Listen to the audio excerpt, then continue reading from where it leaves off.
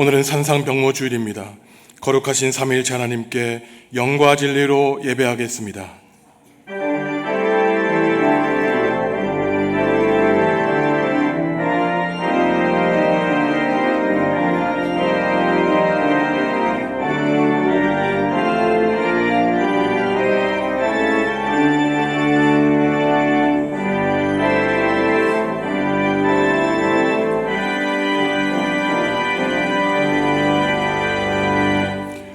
하나님, 거룩한 주일 저희를 예배 자리로 인도하시니 감사합니다. 이 시간 저희의 영안을 열어주셔서 영광 중에 계신 주님을 보게 하여 주옵소서. 주님의 밝은 얼굴 배울 때 우리 마음에 있는 죄와 두려움과 불신이 사라지게 하시고 그 옛날 제자들처럼 예수님을 하나님의 아들이요 나의 구주 그리스도라 고백하는 새로운 결단이 있게 하여 주옵소서. 예수님의 이름으로 기원하옵나이다. 아멘. 하늘에 계신 우리 아버지, 아버지의 이름을 거룩하게 하시며 아버지의 나라가 오게 하시며 아버지의 뜻이 하늘에서와 같이 땅에서도 이루어지게 하소서. 오늘 우리에게 일용할 양식을 주시고 우리가 우리에게 잘못한 사람을 용서하여 준 것 같이 우리 죄를 용서하여 주시고 우리를 시험에 빠지지 않게 하시고 악에서 구하소서. 나라와 권능과 영광이 영원히 아버지의 것입니다. 아멘.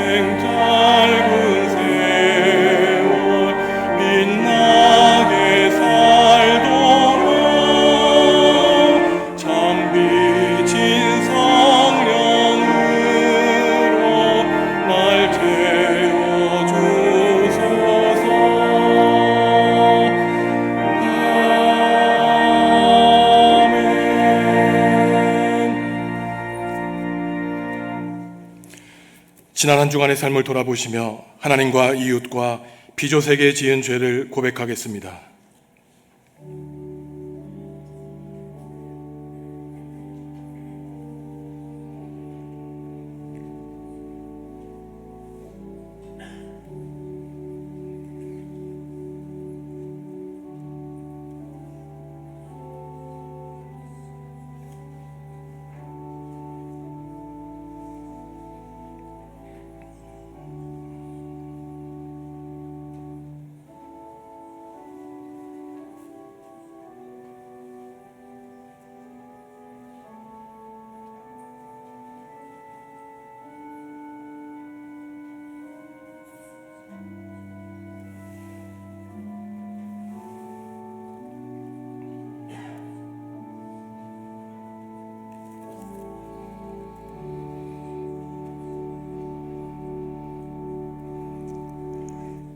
하나님이 우리에게 주시는 용서의 말씀입니다.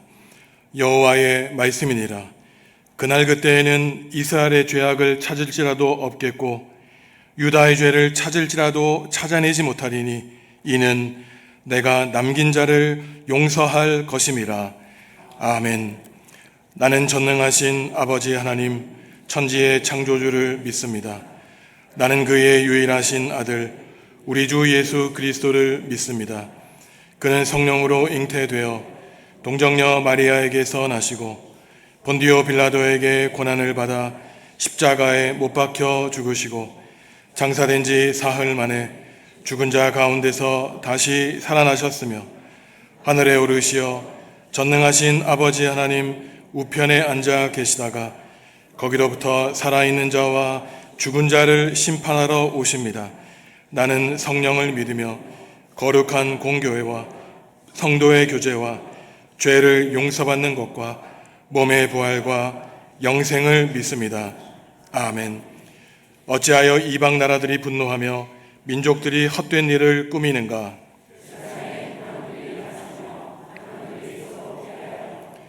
여호와와 그의 기름 부음 받은 자를 대적하며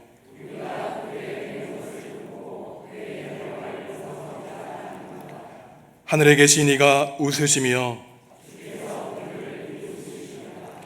그때의 분을 바라며 진노하사 그들을 놀라게 하여 이르시기를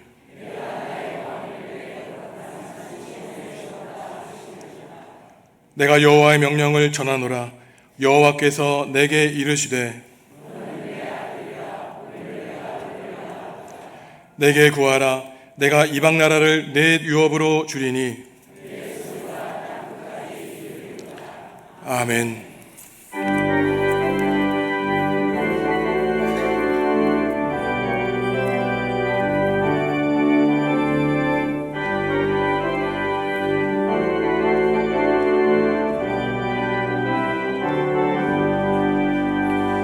내가 예수 믿고서 죄 사하라.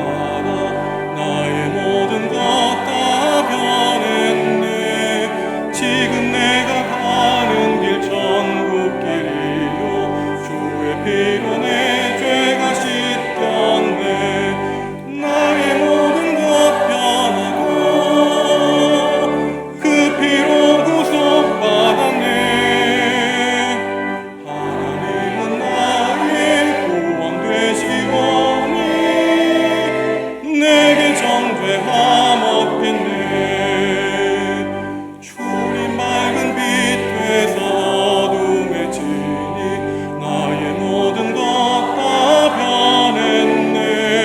지금 내가 주 앞에 온전케 되는 주의 공로를 의지함일세.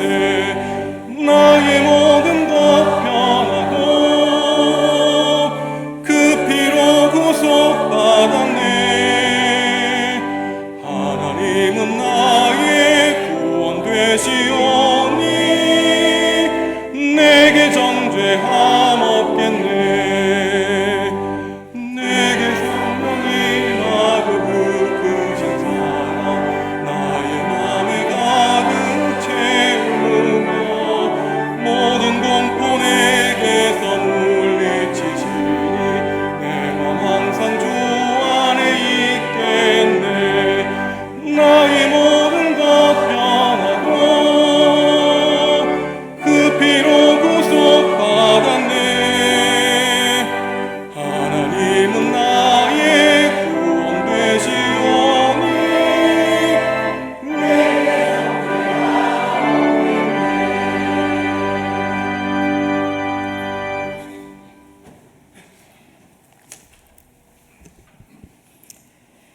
거룩하시고 신실하신 하나님 아버지, 지난 한 주간도 하나님의 은혜 가운데 살게 하시고 한없는 사랑으로 보살펴 주셨으니 찬양과 영광을 올려드립니다. 오늘도 복된 주일을 허락하여 주시고 건강한 모습으로 저희들을 예배의 자리로 불러주시니 감사합니다. 하나님, 그러나 우리의 삶을 돌아보면 주님의 뜻보다 우리의 생각을 앞세웠고 감사하기보다 불평했던 연약함이 있었음을 고백합니다. 이 시간 우리의 죄를 용서하여 주시고 예수 그리스도의 보혈로 깨끗하게 씻어 주옵소서.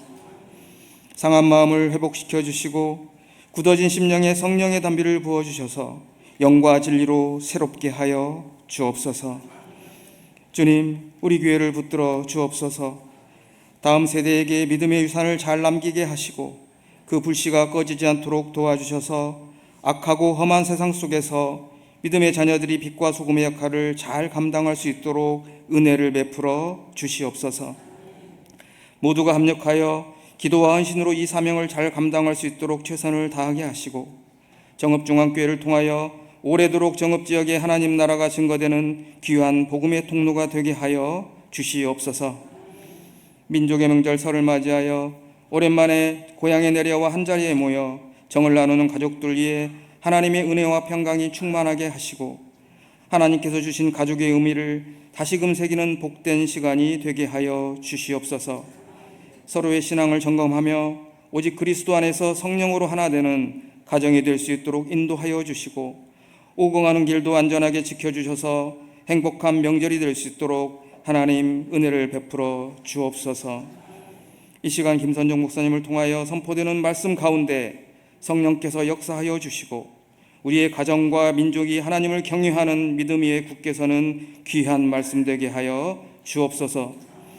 그리스도의 말씀이 우리의 삶을 끌고 가게 하시고 진리의 띠에 묶여 자기의 자리를 이탈하지 않는 하나님 절대 의존적인 성도들이 되게 하여 주옵소서. 하나님의 성호를 찬양하는 호산나 찬양대의 찬양이 울려 퍼질 때에 세상이 줄 수 없는 평안이 이 자리에 임하게 하시고 온 마음 다해 하나님을 찬양하는 귀한 찬양 되게 하여 주시옵소서. 이 시간 우리가 드리는 예배가 그저 습관적으로나 의무적으로 드리는 형식적인 예배가 아니라 마음을 다하고 목숨을 다하고 힘을 다해 하나님께 영과 진리로 드리는 진정한 예배가 되게 하여 주시옵소서. 홀로 영광 받아주시고 우리의 일상이 예배가 되게 하셔서 한 주간도 말씀 따라 승리하는 삶을 살게 하여 주시옵소서. 이 모든 말씀 우리 주 예수 그리스도의 이름으로 기도하옵나이다.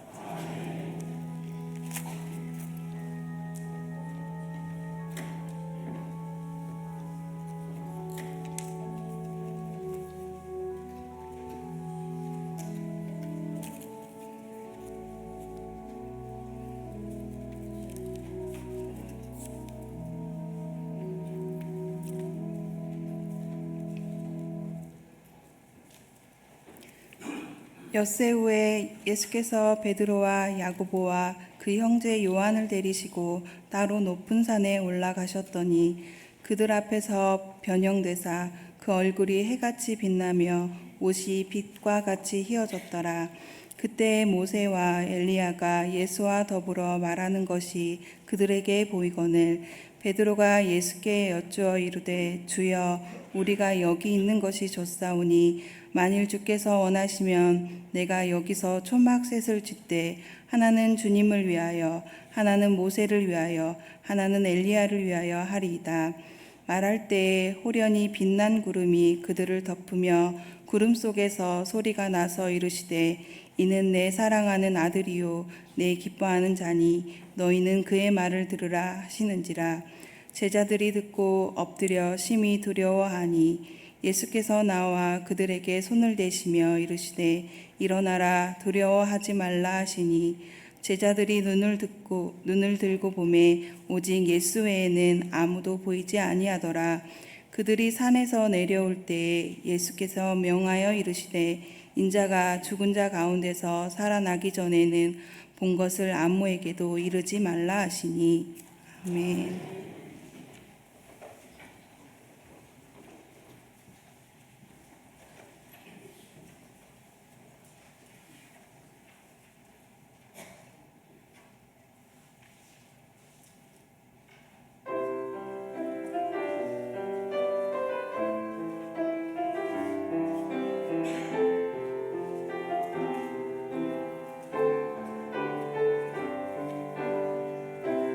마음으로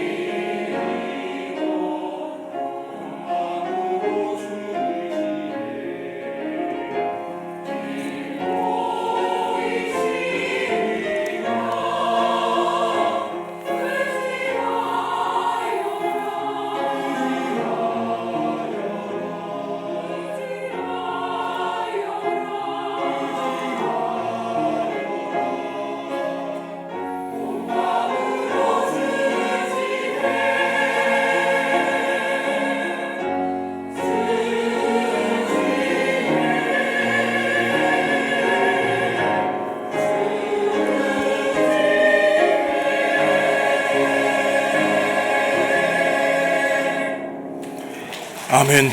하나님이 우리를 선한 길로 인도하여 주시기를 바랍니다. 성경 해석은 신학자와 목회자에게만 있는 것으로 알고 있지만 반드시 그렇지만은 않습니다. 지금부터 500년 전 종교개혁 당시만 해도 신자들은 자기 말로 번역된 성경을 가지고 있지 않았기 때문에 아무리 성경을 읽고 싶어도 읽지 못했습니다. 오늘날 그러니 우리가 성경을 가지고 읽을 수 있다는 것이 얼마나 감사한 일인 줄 모르죠. 그때 많은 화가가 성경에 나오는 이야기들을 자기의 화폭에 담아서 글을 읽지 못하는 문맹가들, 그리고 성경을 갖고 있지 않은 사람들을 위해 그 성경 내용을 이해하게 도와주었죠. 지금도 유럽 교회에 성화가 벽에 붙어있는 이유가 바로 이것입니다. 오늘 우리가 읽은 마태복음 17장에 나오는 변화산 사건도 그렇죠. 화면에서 보듯이 지금부터 500년 전 르네상스 시대 이탈리아에서 활동한 거장 라파웰러가 그의 마지막 작품을 남겼는데 바로 그리스도의 변모라는 제목의 그림입니다. 이 그림 하나로 오늘 마태복음 17장의 이야기를 그는 완벽하게 설명해내었죠. 그림 윗부분을 보시면은 예수님이 모세와 엘리야와 함께 영광 중에 그의 얼굴이 해처럼 빛나고 그의 옷이 하얘진 것을 볼 수 있습니다. 하지만 그림의 3분의 2 정도를 차지하는 산 아래의 광경을 보면은 이러한 예수님의 영광과 화인희와는 완전히 대조적으로 그곳에는 죄악과 질병과 고통의 울부짖음이 이 땅을 가득 채우고 있었죠.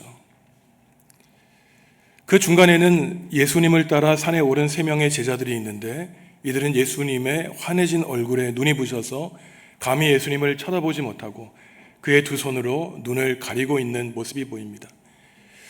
이들은 영광과 괴로움 가운데 예수님의 제자로 살면서도 이러지도 못하고 저러지도 못하는 우물쩍거리는 그러한 사람들의 연약한 모습을 보여주고 있죠. 오늘 이야기는 아주 단순합니다. 예수님이 베드로, 야고보, 요한을 데리시고 따로 산에 올라가시죠. 12명의 제자들 가운데 이 3명의 제자들은 예수님이 중요한 순간마다 데리고 가신 예수님의 핵심 제자들입니다. 예수님이 그들 앞에서 모습이 변화되시는데 얼굴이 해같이 빛나고 옷이 빛같이 하얘지죠. 빛나는 얼굴과 이 하얘진 옷은 예수님이 앞으로 사람들에게 보이실 영광의 미래를 미리 사람들에게 보여주시는 것을 나타냅니다. 이것은 마치 모세가 율법을 받기 위해 시내산에 올라가 하나님과 오랜 시간을 보내고 내려올 때 그 얼굴에 해같이 빛나는 광채가 나는 것과 똑같은 현상인 것이죠.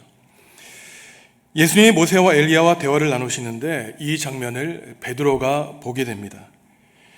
베드로는 여기에 있는 것이 좋사오니 예수님 허락해 주시면 제가 천막 세 채를 지어 각각 하나씩 예수님과 엘리야와 모세를 위해 만들겠다고 예수님께 제안하죠. 베드로가 말할 때 하나님이 그의 말씀과 행동을 끊어버리고 있습니다. 하나님의 임재를 나타내는 빛난 구름이 그들에게 내려오고 구름에서부터 하나님의 음성이 들리는데 이 사람은 내가 사랑하는 아들이요 내가 그를 기뻐한다라고 하는 음성이 들리죠. 하나님의 하시는 말씀, 그 말씀을 통해 제자들은 예수님이 하시는 말씀을 들으라고 하는 명령을 듣습니다. 여기서 먼저 이는 내가 사랑하는 아들이라고 할 때 이 말씀은 오늘 우리가 교동문에서 읽은 시편 2편 7절에 나오는 말씀으로 당시 고대 이스라엘에서 하나님의 아들로 여겨졌던 임금이 왕위에 오르는 즉위식에서 찬양대가 찬송한 그러한 가사였습니다. 내가 그를 기뻐한다는 말은 이사야 42장 1절에서 하나님이 당신의 종을 부르시고는 앞으로 고난의 길을 걸어갈 때 얘야 내가 너를 기뻐한다라고 하는 그 기쁨에 찬 음성이었어요. 이처럼 내가 그를 사랑한다, 내가 너를 낳았다, 내가 너를 기뻐한다라고 하는 말은 사실 예수님이 요단강에서 세례자 요한에게 세례를 받으실 때 하늘에서 들린 음성이었습니다. 예수님이 인생의 중요한 고비를 만나실 때마다 중요한 공생의 사역에서 하나님은 늘 그에게 너는 내가 사랑하는 아들이다, 내가 너를 기뻐한다라고 말씀하시면서 하나님의 구원의 역사를 십자가를 통해 걸어갈 그 아들 예수님의 자의식을 다시 한번 확인시켜 주셨던 음성이었던 것이죠. 그리고 나서 하나님은 세 번째로 제자들에게 말씀하시는데 그의 말을 들으라고 하심으로써 제자들은 단독적으로 살아가는 존재가 아니라 바로 예수님의 말씀에 순종하고 순응하여 살아가는 주님의 제자임을 하나님은 밝히십니다. 이처럼 예수님의 영광을 보고 하나님의 음성이 들리니 제자들은 소스라쳐 놀라 두려워서 땅에 엎드리고 말죠. 두 손으로 얼굴을 가립니다. 예수님이 그들에게 손을 대시며 일어나서 두려워하지 말라고 하시자 바로 그들은 일어날 수 있었는데 엄청난 신비 앞에 그들은 입을 다물고 아무 말도 아무 반응도 하지 못했던 것입니다. 만약에 예수님이 그 자리에서 제자들을 어루만지지 않고 용기를 주지 않으셨다면 그들은 아마도 용기를 잃어 쓰러져서 일어나지 못했겠죠. 그들이 눈을 떠보니 모세와 엘리야는 간 곳 없고 오직 예수님만 보였던 것입니다. 마지막으로 예수님이 제자들에게 하시는 말씀은 여러분들이 목도한 그 신비를 내가 십자가에서 죽고 부활할 때까지는 아무에게도 말하지 말라고 하는 그러한 경고의 말씀으로 오늘 이야기는 끝나게 되죠. 오늘 우리는 이러한 말씀을 통해서 어떠한 시간의 흐름에서 예수님은 변화산에서 영광을 얻으셨고 또 왜 예수님이 얻으신 그 영광을 제자들에게 아무에게도 말하지 말라고 하셨는지 그 신앙적인 의미를 우리는 깨달아 알아보아야 됩니다. 바로 예수님이 변화산에 올라가셔서 해같이 빛나고 옷이 하얘진 이 기적과 같은 사건은 바로 우리가 지난주에 묵상했던 마태복음 16장에서 가이사라 빌립보에서 베드로가 예수님을 가리켜 당신은 그리스도시요 살아계신 하나님의 아들이라고 하는 바른 신앙을 고백한 다음에 벌어진 일입니다. 예수님은 베드로를 칭찬하시고 시몬 그 반석 위에 예수님의 교회를 세우시겠다고 축복해 주셨죠. 하지만 곧이어 예수님이 앞으로 예루살렘에 들어가 유대교 종교 지도자들에게 고난과 핍박을 받고 십자가에 매달려 죽을 것을 예고하시자 그 훌륭하게 신앙을 고백했던 베드로가 뭐라 그럽니까?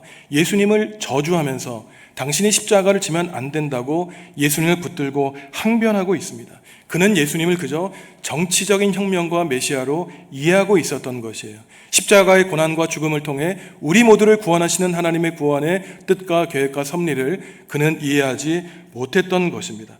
바로 이때 예수님이 영광스러운 모습으로 변모하시는데 이처럼 첫 번째 순환당하실 것을 예고하신 예수님의 말씀을 듣고 위축된 제자들에게 이 고난과 순환이 우리 인생의 끝이 아니요 그 순환과 고난 이후에, 아니 더 정확하게 말해서 이미 그 고난과 순환 가운데 하나님의 영광과 승리가 들어있다는 것을 예수님은 제자들에게 미리 보여주고 계신 것입니다. 순환의 길을 통과해야만 우리는 영광과 부활을 얻을 수 있다고 주님은 우리에게 말씀해 주고 계시는 것이죠. 고생은 우리 인생에서 지워버려야 될 흑역사가 아닙니다. 고생해야만 우리는 성공하고 승리할 수 있죠. 고생 가운데 이미 승리와 보상이 들어 있습니다. 이처럼 추운 겨울 안에 이미 봄이 들어와 있고 문제 안에 답이 들어와 있는 것과 마찬가지입니다. 우리 모든 인생에는 기쁨과 괴로움, 행복과 불행이 늘 교차하고 반복되죠. 늘 행복한 사람도 없고 늘 불행한 사람도 없습니다. 우리가 힘들고 괴롭고 낙심하며 또한 불행하다고 느낄 때 참고 견디며 이겨낼 수 있는 것은 이러한 고통과 어려운 시간을 이겨내면, 잘 견뎌내면 그 다음에 하나님이 우리에게 행복을 선물로 주실 것을 우리는 믿고 확신하기 때문인 것이죠. 예수님도 그랬습니다.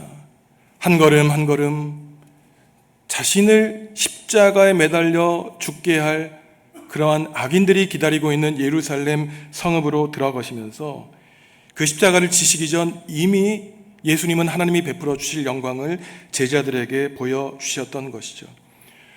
그러니 우리가 아무리 지금 모질고 험하고 힘든 세월을 지날지라도 우리는 그 고통 가운데 함께 하시고 그 고통에 심어 놓으신 예수 그리스도의 영광과 부활을 바라보며 살아야 되는 것입니다. 힘들고 어려울 때 하나님이 예수님에게 들려주셨던 그 음성을 우리도 들어야 돼요. 너는 내가 사랑하는 아들, 딸이다. 나는 너를 볼 때마다 언제나 마음이 기뻐. 주님은 지금도 우리에게 그러한 아름답고 소중한 음성을 들려주시죠.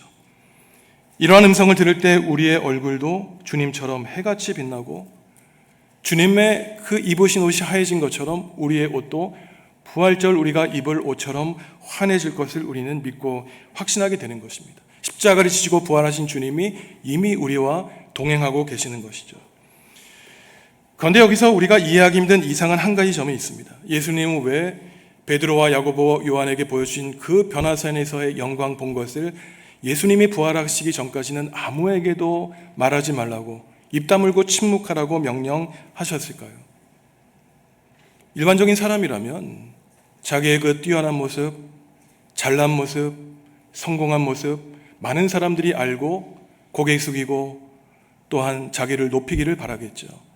광고 시대라고 자기를 세상 사람들에게 알리기를 바라겠지만 예수님은 그 영광스러운 모습을 세상 어느 누구에게도 말하지 말라고 했습니다. 이전에 베드로가 예수님에 관해 행한 신앙 고백의 내용도 예수님 부활하시기 전 말하지 말라고 명령하신 것과 완전히 같은 내용이에요. 자신이 메시아이심을 사람들에게 여전히 비밀로 남겨놓으셨습니다. 여기에는 이유가 있죠. 마태복음 16장에서 베드로가 아무리 예수님에 관해서 당신은 그리스도시요 살아계신 하나님의 아들이라고 고백했을지라도 그 고백이 소용없었던 것 우리는 기억하고 있습니다. 예수님에게 사탄이라고, 내가 갈 십자가의 길을 방해하지 말라고, 내 뒤로 물러나라고 예수님께 꾸중을 들었던 것이에요. 왜냐하면 그는 이스라엘을 로마 제국에서 해방시켜 주실 정치적인 메시아 정도로만 이해하고 있었기 때문입니다. 오늘 어떻습니까? 베드로, 야고보, 요한 이 핵심적인 세 제자가 변화산에 예수님과 함께 올라가 그 영광스럽고 휘황찬란한 예수님의 모습을 보았지만 제자들은 이곳이 좋사오니 주님 여기서 영원토록 살고 싶습니다 라고 예수님의 사역의 의미와 목적을 그들은 전혀 이해하지 못했던 것이에요. 이곳에서 영광을 누리고 싶고 예수님 곁에서 종교 권력과 특권을 누리고 싶었던 사람들이 바로 예수님의 한심한 제자들이었습니다. 문제가 많고 고통과 괴로움이 가득한 산 아래에 눈을 감고 산 위를 도피처로 삼기를 원했던 것이죠. 여러분, 하나님께 어떠한 은혜를 맛보셨습니까? 우리가 교회 내에서 얼마나 큰 하나님의 위엄과 은혜를 체험했다고 할지라도 그 은혜를 가지고 세상에 나아가지 않는다면 교회는 그저 이 세상을 이기게 하는 힘을 주는 것이 아니라 고된 세상을 피해 도피하게 하는 마약과 도피처에 불과하게 되는 것입니다. 베드로가 그랬어요. 예수님과 함께 영광 가운데 머물러 있기를 바라고 있습니다. 하지만 정작 변화산 아래 현실은 어땠습니까? 뇌전증을 앓고 거품을 흘리며 몸이 비틀어지는 아들을 가지고 있는 아버지가 나머지 제자 9명을 찾아와 제 아들을 제발 고쳐주십시오, 살려주십시오 라고 부탁했지만 그 아버지에게 들은 9명 제자들의 평가는 이들이 제 아들을 고치지 못하더이다, 능력이 없더이다 라고 하는 참 참혹한 그러한 평가를 받고 말았습니다. 이것이 바로 변화산 아래에 있는 예수님의 제자들의 현실이에요. 우리가 아무리 교회 안에서 떵떵거리고 믿음이 좋은 척 하더라도 세상에 나아가면 그저 종이 호랑이처럼 나약하게 쓰러지고 넘어지는 것과 똑같은 모습인 것이죠. 참신앙은 도망치게 하지 않습니다. 뒤로 물러서게 하지 않아요. 힘들고 어려운 일이 있더라도 그곳에 직면하게 하고 그 어려움 가운데 내 모습이 어떤지 하나님의 말씀 가운데 내 자신의 모습을 비추어 보게 합니다. 참 믿음은 세상 말서 싸워 이기게 하는 것이죠. 예수님도 그랬지 않습니까? 예수님은 그 하늘 보좌 높은 곳 변화산 위에서 영광을 누리고자 하신 것이 아니라 언제나 문제로 가득한 인생이 살아가는 세상으로 내려가기를 바라셨던 것이에요. 이제 내려가자고 제자들에게 말씀하셨던 것입니다. 바로 예수님처럼 현실을 인정하고 자신의 나약한 모습을 받아들이지만 하나님을 의지하며 세상과 싸우는 사람들에게 하나님은 승리를 약속해 주십니다. 변화산에서 맛본 예수님의 영광을 가지고 산 아래로 내려가 능력 있게 살기 위해서 우리는 그럼 어떻게 해야 되겠습니까? 그 비법을 하나님이 우리에게 알려주시는데 바로 두 가지예요. 첫째는 오늘 설교 제목처럼 그의 말, 예수님이 하시는 말씀을 귀 기울여 듣는 것입니다. 이것이 인생에서 성공하는 비결이에요. 새한글 성경으로 5절 말씀 함께 읽습니다. 베드로가 아직 말을 하고 있을 때 보라, 빛나는 구름이 그들을 휘덮었다.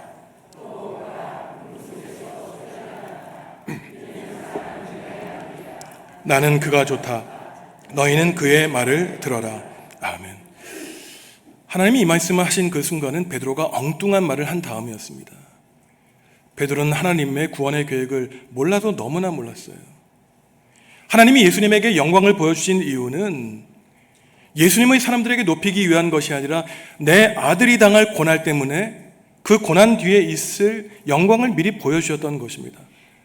그런데 베드로는 예수님이 십자가를 지시기 전 이것이 좋사오니 한심하게도 천막 3개를 짓고 제가 예수님, 모세, 엘리야와 함께 이곳에 살겠습니다 라고 하는 예수님의 길을 가로막는 엉뚱한 말을 했죠. 그때 바로 하나님이 구름에서 음성을 들려주시며 베드로의 그 어리석은 말, 행동을 끊어버리시는 겁니다. 예수님은 하나님이 사랑하시고 기뻐하시는 사람이라고 분명하게 밝히시고는 예수님이 하시는 말씀을 들으라고 말씀하고 계세요. 예수님이 우리 인생에 가지고 계신 뜻과 계획을 이해하기 위해서는 우리가 먼저 해야 될 것이 우리의 입을 다물어야 됩니다. 입은 다물되 귀는 열어야 돼요. 우리가 바라는 것만 하나님께 아뢰는데 언제 하나님의 음성을 듣겠습니까? 고요히 우리의 마음을 차분히 가라앉히고 우리의 마음 그 한가운데 들려주시는 하나님의 음성을 귀 기울여 들어야 됩니다. 그런데 아무리 우리가 마태복음 7장을 읽어보아도 예수님은 제자들에게 아무 말씀 안 하세요. 우리는 예수님이 어떠한 말씀하셨는지 그 앞뒤 말씀을 통해서 유추해내야 됩니다. 하지만 한 가지 분명한 사실이 있는데 예수님이 하시는 그분의 말은 베드로가 한 말과는 완전히 상반된다는 사실입니다. 베드로가 하는 말은 무엇이었습니까?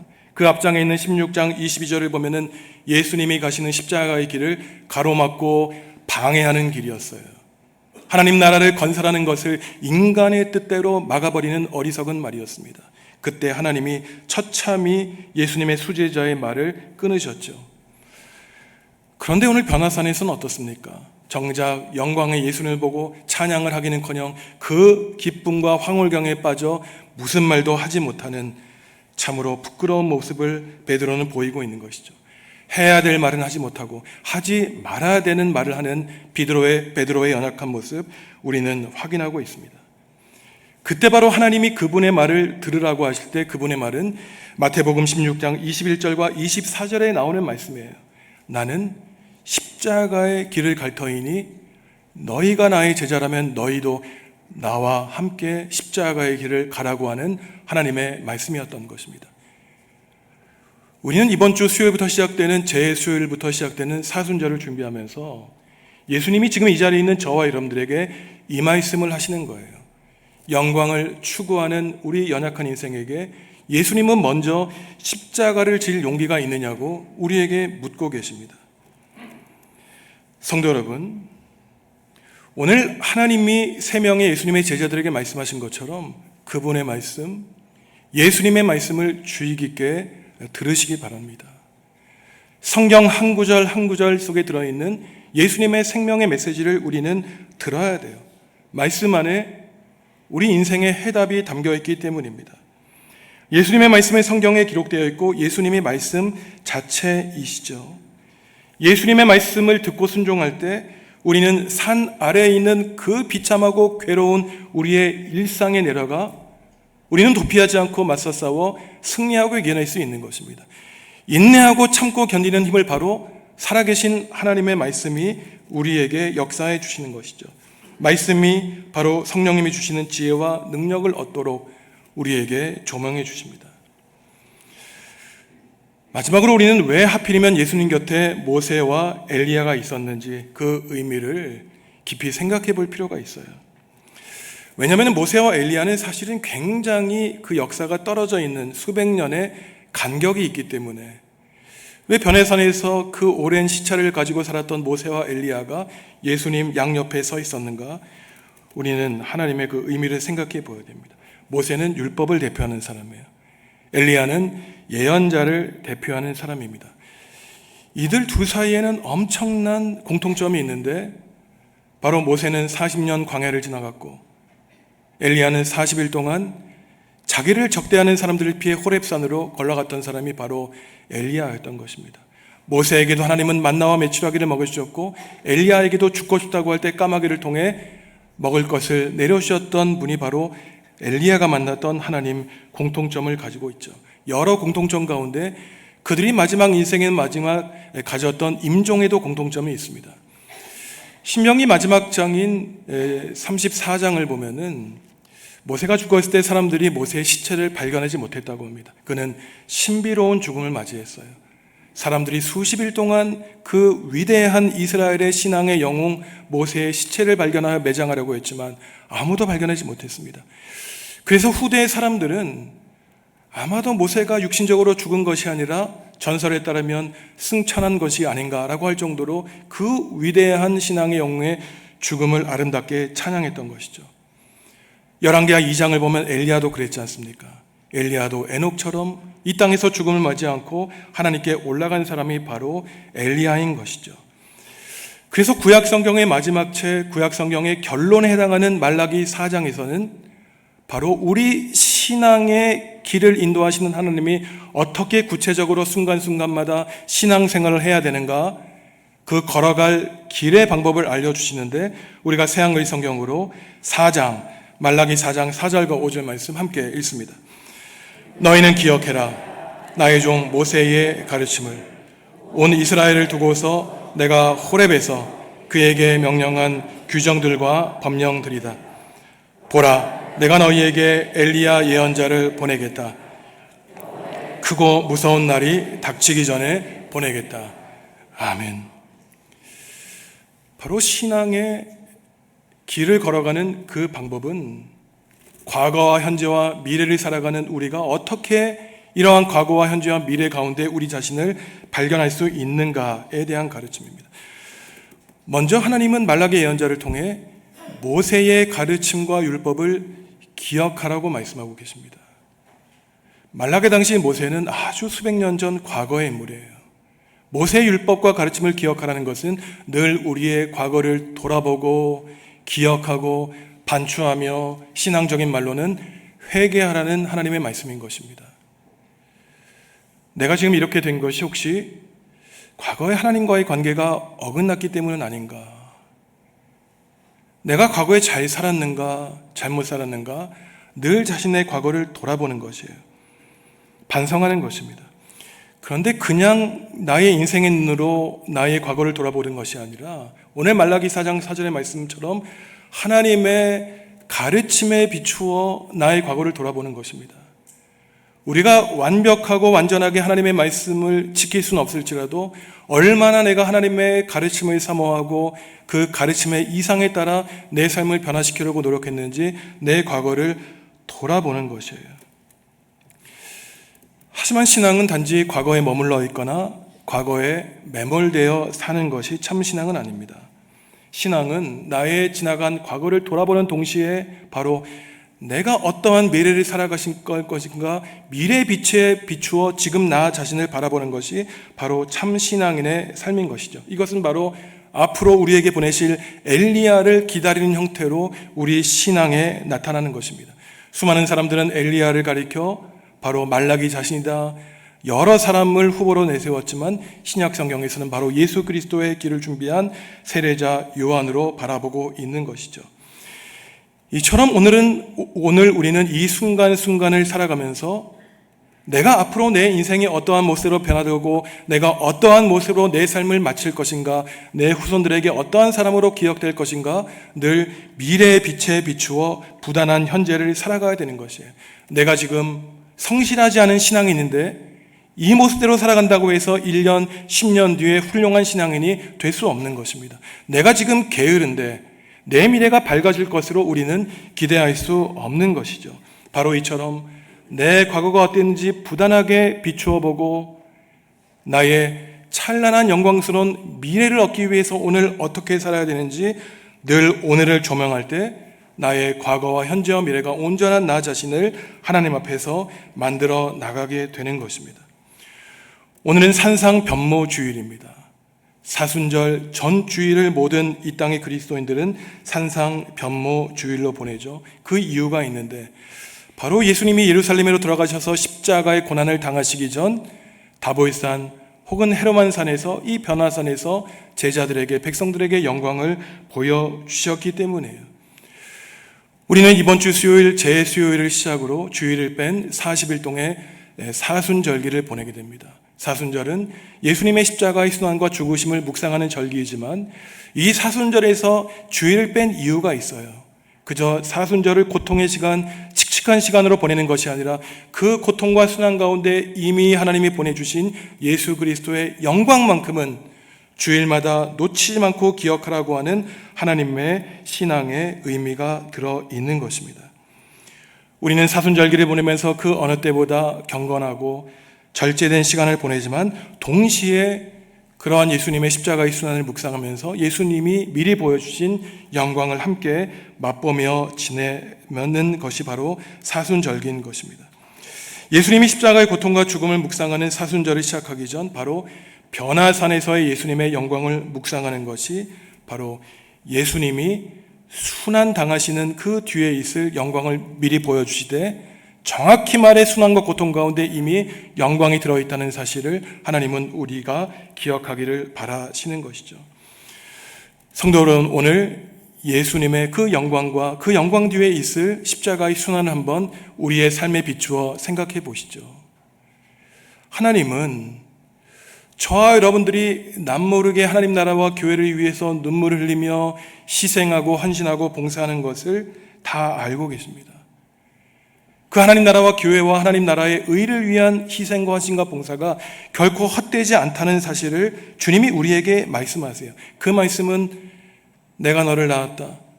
너는 내가 사랑하는 아들, 딸이야. 내가 너를 기뻐한다는 지금 하나님이 우리에게 주시는 음성으로 우리는 확답을 얻을 수 있는 것이에요.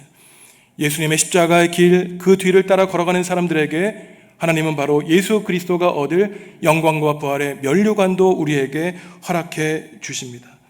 우리가 걸어가는 십자가의 길 위에 주님의 은총과 돌보심과 또한 그 사랑이 영원토록 함께 하신다면은 지금 이 자리에 있는 성도 여러분들 한 분 한 분의 얼굴이 해처럼 빛난 예수님의 얼굴처럼 환하게 빛날 것이고 예수님이 입으셨던 그 십자가의 핏빛이 묻은 그 어두운 옷이 하얘지는 그 역사가 바로 우리 성도 여러분들의 인생과 가정 가운데도 확연하게 나타나게 되는 것이죠.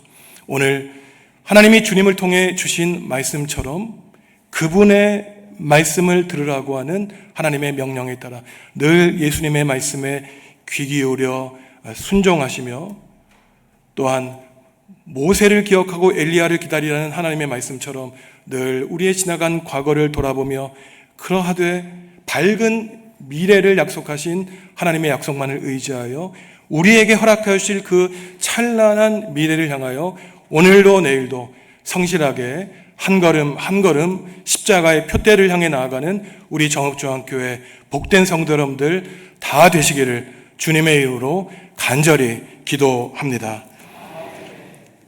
하나님, 오늘 예수님의 순환과 죽음을 묵상하는 사순절을 맞이하기 전 산상 변모주의를 보내면서 예수님의 고난과 십자가 안에 이미 부활의 영광이 담겨 있다는 사실을 깨달아 알게 하시니 감사를 드립니다.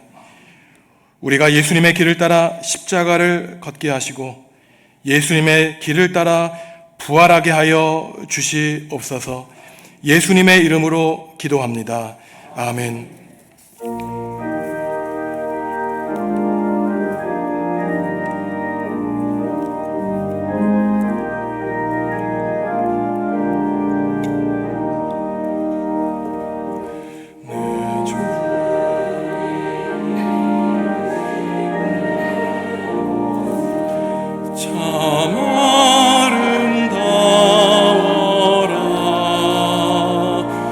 그 향기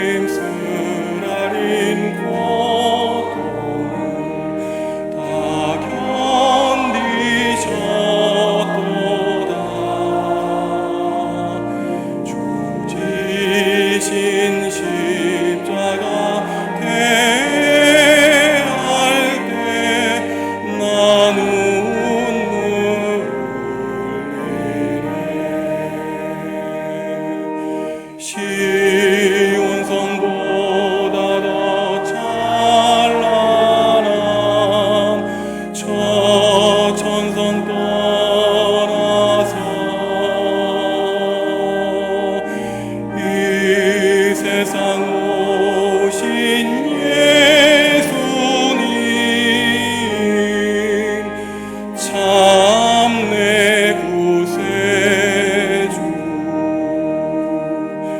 내 주님이 입으신 귀한 옷 나 만져보았네 내 발이 죄악에 빠질 때 주 나를 붙드네 시온성보다 더 찬란한 저 천성 떠나서 이 세상 오신 예수님 참 내 구세주 내 주님 영광의 어린 문 열어주실 때 나 주님 나라에 들어가 영원히 살겠네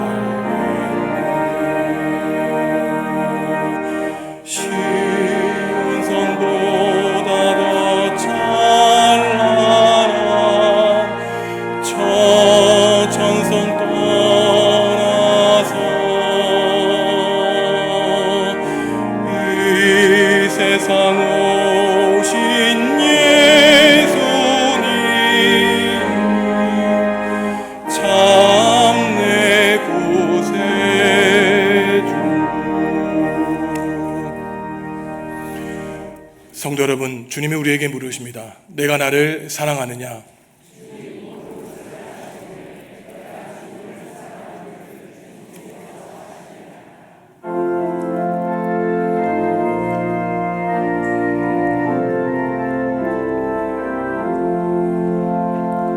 주께서 주신 은혜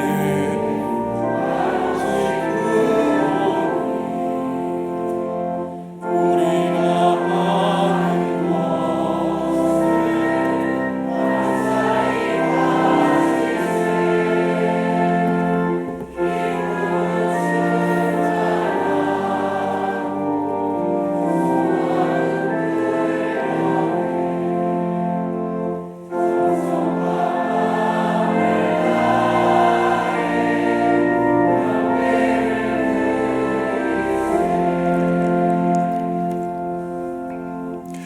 하나님, 우리에게 예수님을 그리스도로 고백하는 믿음 주셔서 오늘 주님 앞에 나와 생명의 말씀 듣게 하시니 감사합니다.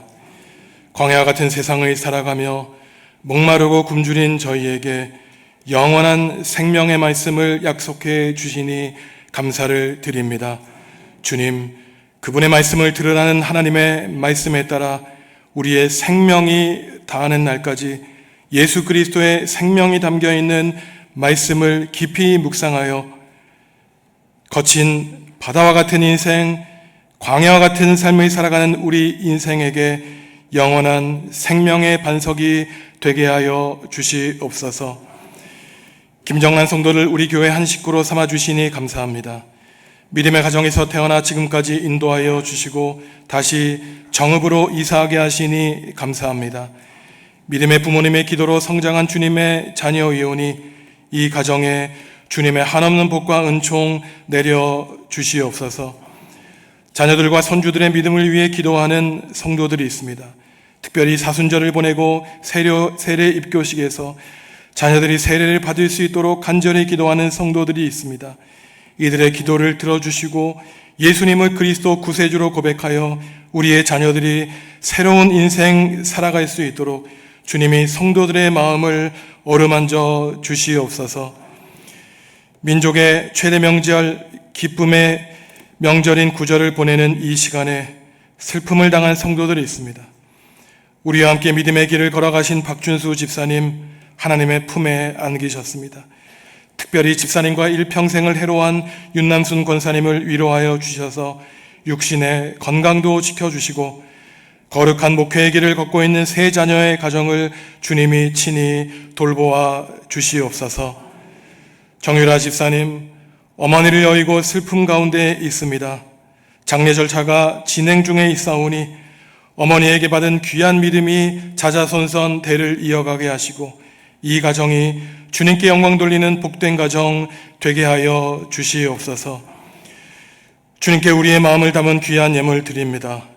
주님 기쁘게 받아주시고 하나님 나라와 주님의 의를 위하여 귀하게 사용하여 주시옵소서. 예물 가운데 우리의 건강과 가정과 사업, 여러 우리 삶의 고단한 문제를 담아 드리오니 주님께 드리는 우리의 기도가 향기롭게 하시고 성도들의 기도에 주님 친히 응답하여 주시옵소서. 예수님의 이름으로 기도합니다. 아멘.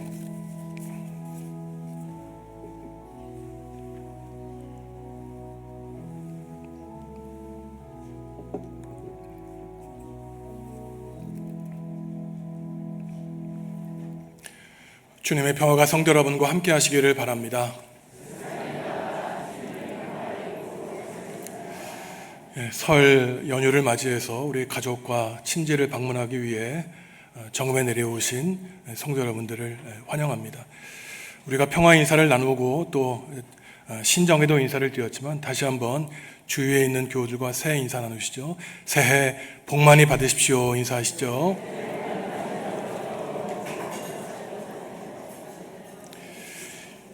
기도해 드린 것처럼 윤남순 권사님의 부분 박춘수 집사님 그리고 정유라 집사님의 어머님이 하나님의 부르심을 받으셨습니다. 윤남순 권사님은 일부 예배 때 우리 성도들에게 인사 나누셨고 다음 주 사순절 첫째 주일에 공동 식사가 있는데 권사님 가정에서 집사님 장례를 은혜 가운데 마친 것에 하나님께 감사드리며 우리 교우들에게 점심 식사를 대접해 주십니다. 권사님 그리고 정유라 집사님 가정을 위해서 중보 기도 부탁드립니다. 3월 29일 종료주일에 세례 입교식이 있습니다. 우리 교인들께서 목사님 우리 손주들 꼭 세례를 주고 싶은데 자녀들이 협조적이지 않습니다. 이러한 분들이 계신데 우리 자녀들의 가정 가운데 하나님이 함께하여 주셔서 우리의 믿음이 자자손손 끊이지 않고 대를 이어갈 수 있도록 간절한 기도 부탁드립니다. 오늘부터 이제 설 연휴가 시작되는데 수요일까지 새벽 기도회와 수요 기도회는 가정에서 가족들과 함께 드리도록 하겠습니다. 현관에 설 예배 모범이 있기 때문에 한 부씩 가져가시기 바랍니다. 정읍시 기독교연합회 사경회 소식 알려드리는데요. 3월 2일 월요일부터 4일까지 정읍시 기독교연합회에서 좋은 사경회를 준비하고 있습니다. 여기 보시면 우리 통합 측 교회 좋은 목사님들이 내려오셔서 말씀 잔치를 벌입니다. 특별히 월요일이 임시 공휴일인데요. 서울의 영락교회 한경진 목사님 심호하셨던 영락교회 담임 목사님이신 김은성 목사님 내려오시고 또 마지막 수요일만 소개해드리면은 수요일 저녁 때에는 주한장로교회 주승중 목사님 내려오십니다. 주승중 목사님은 제가 장로회 신학대학교 신학생일 때 설교학 교수님이셨고 그 주기철 목사님 손자이십니다. 장신대 교수 사역하시다가 인천에 있는 주한장로교회 청빙 받으시고 지금 목회를 잘 하고 계십니다. 저희가 아직 당회에서 결정하진 않았지만 아마도 3월 4일 수요일 때에는 주승종 목사님 말씀을 정읍 명성교회에서 듣는 것으로 좀 계획하고 있습니다. 기억하시고 참 좋은 기회이기 때문에 놓치지 마시고 기회 있으실 때마다 이 사경에 참석하셔서 하나님이 예배해 놓으신 많은 은혜 받으시기 바랍니다. 오늘부터 설 연휴가 시작되는데요. 반가운 가족들 만나서 인사 나누실 때 너무 무거운 말씀 나누셔서 또 의상하지 마시고 좋은 말씀, 덕담 그리고 축복의 말씀만 나누셔서 하나님이 우리 가정을 서로의 좀 도움의 산성으로 삼아 주셨구나. 우리 위에 이뤄 놓으신 하나님의 은혜와 가정에 감사하는 우리 구정 설 연휴 즐겁게 보내시고 다음 주 주일에는 더욱더 해처럼 빛나는 얼굴로 만나겠습니다. 일어나서 주님께 찬양하겠습니다.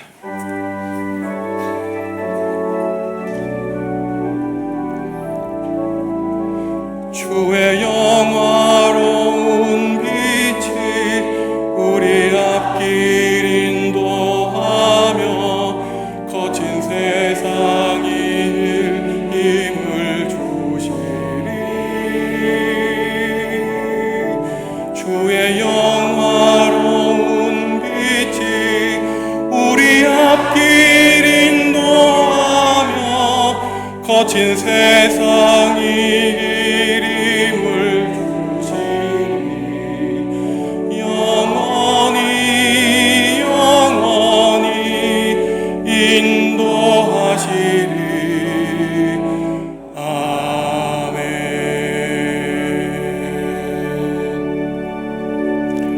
사랑하는 성도 여러분, 예수님의 말씀을 주의 깊게 들으며 살아가시기 바랍니다. 생명의 말씀에 순종하며 사시기 바랍니다. 하나님이 예수님처럼 우리에게 해처럼 환하게 빛내는 미래의 영광을 누리게 하여 주실 것입니다.